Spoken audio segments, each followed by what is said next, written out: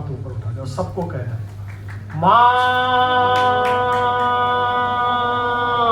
बोलिए ऊंची आवाज में, मेरे साथ ही साथ कहना है सबको, मेरे पीछे नहीं कहना, साथ बोलिए माँ।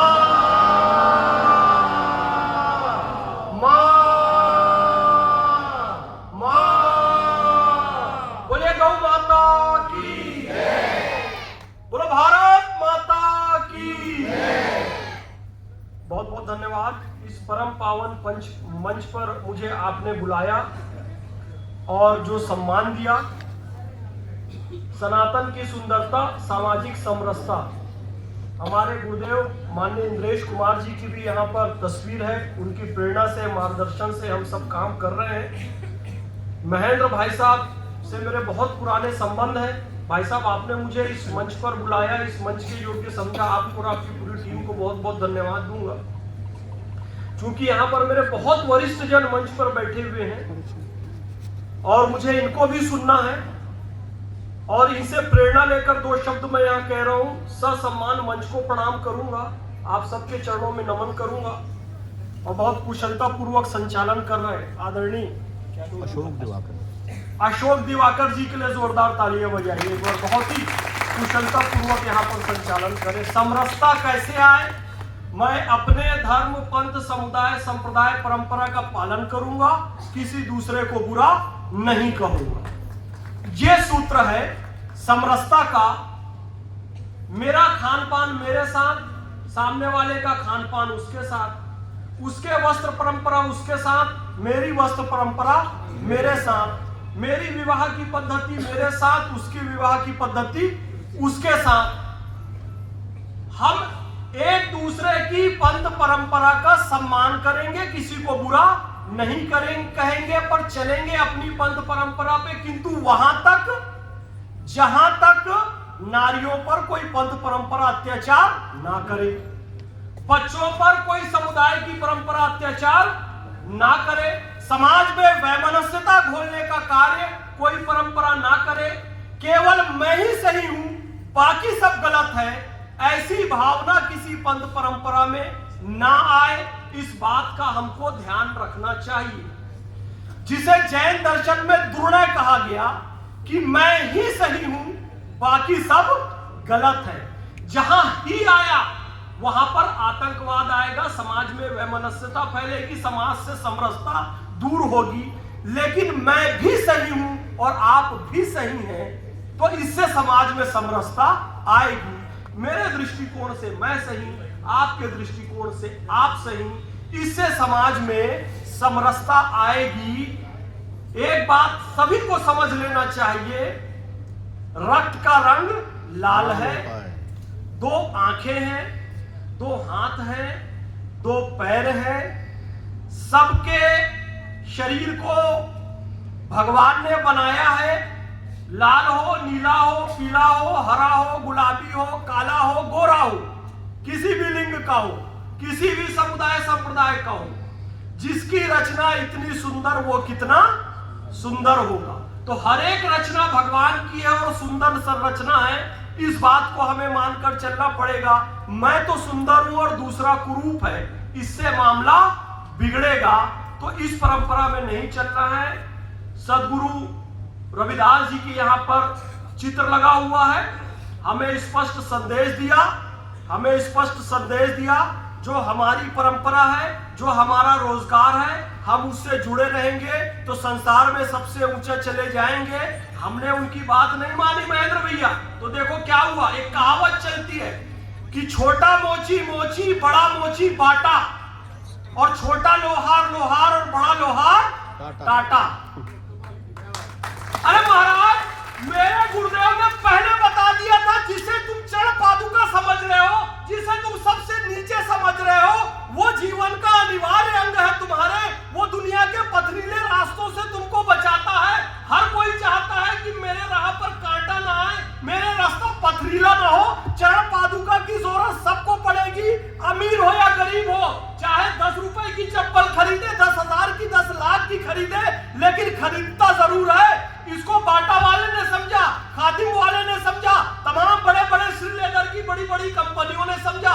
सब लखपति हो गए, करोड़पति हो गए, अरबपति करोड़पति हो गए, क्षमा चाहूंगा। हम आज भी क्लर्क की नौकरी, नौकर बनने के लिए लाइन में लगे हुए, लेकिन हमारा जो काम है उसको सीखकर बड़े बड़े लोग करोड़पति अरबपति हो गए, क्योंकि हमने अपने गुरु की बात को गांठा ही नहीं। शबरी को जब गुरुजी ने कह दिया कि रुकना, धैर्य धारण करना, राम आएंगे, तो शबरी ने धैर्य धारण किया।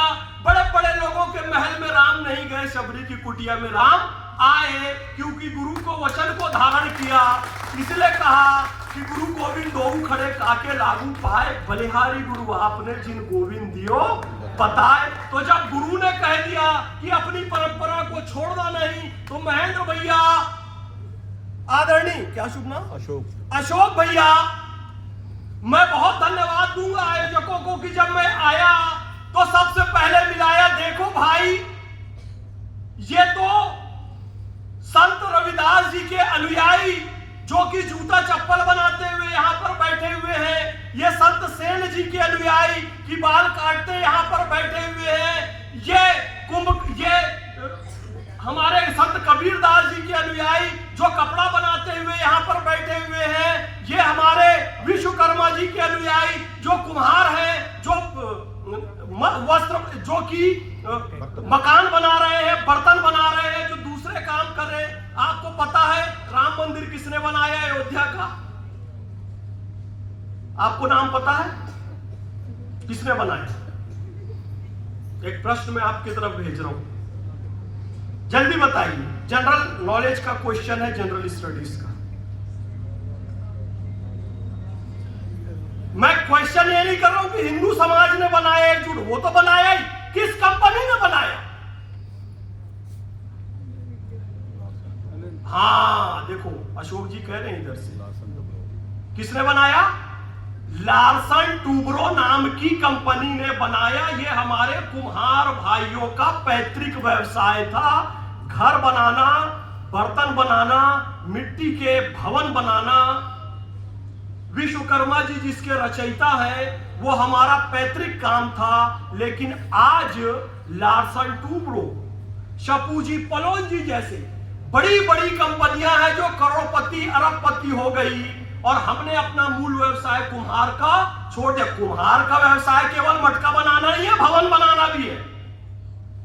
ये बात पता है ना आपको?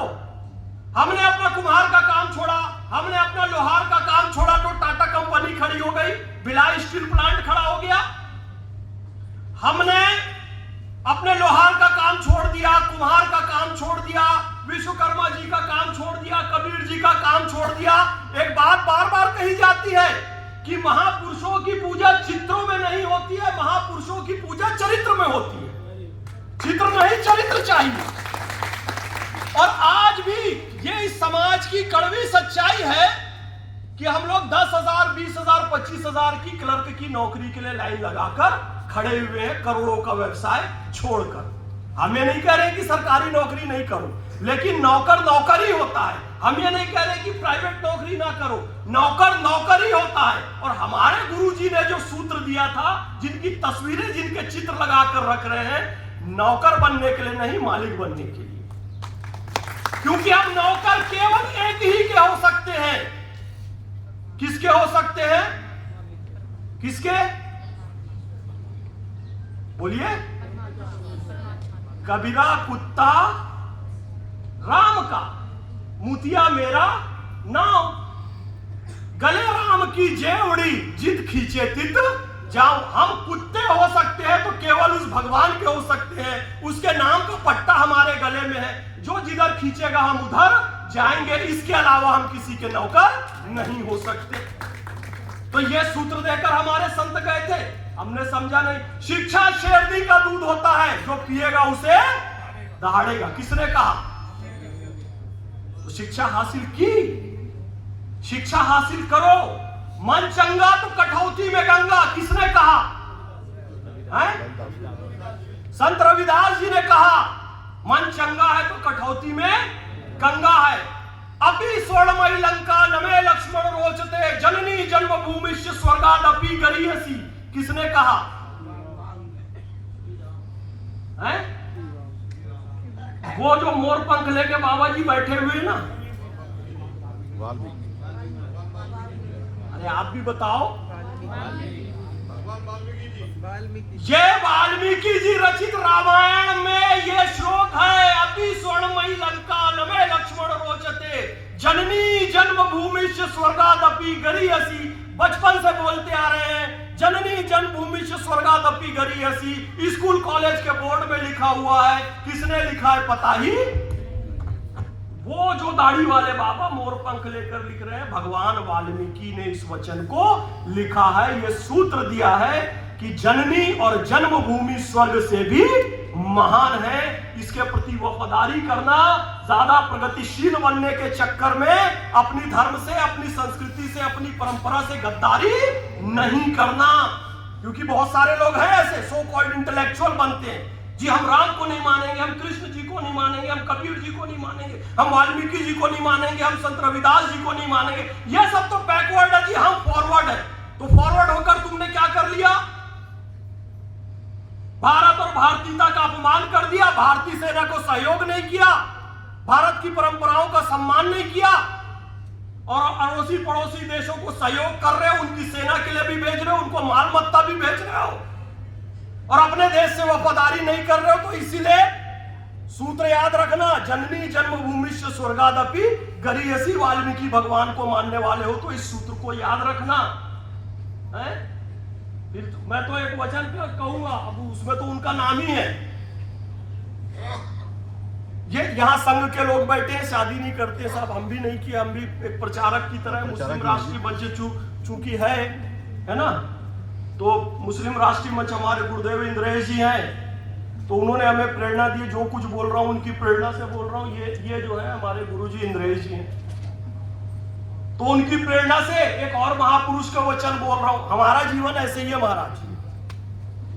कबीरा खड़ा बाजार में लिए लुगाठी हाथ, जो घर फूके आपनो चले हमारे साथ।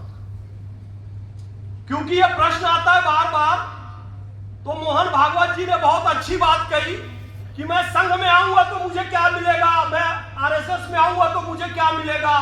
उनसे भी यह प्रश्न पूछा गया, क्योंकि सभी पूछते आ रहे हैं आरएसएस में आने से क्या फायदा होता है। उन्होंने क्लियर कर दिया, उनका वीडियो कुछ नहीं मिलेगा, जो है वो भी छीन लेंगे। तो कबीरा खड़ा बाजार में लिए लुगाठी हाथ, जो घर फूके आपनो चले हमारे साथ। भैया अपना घर फूकने की यदि क्षमता है और राष्ट्र निर्माण करने की यदि क्षमता है, तब तो हमारे साथ आ जाओ। लेकिन अंततः सुख मिलेगा, यह भी निश्चित है। अंततः सुख मिलेगा, यह भी निश्चित है।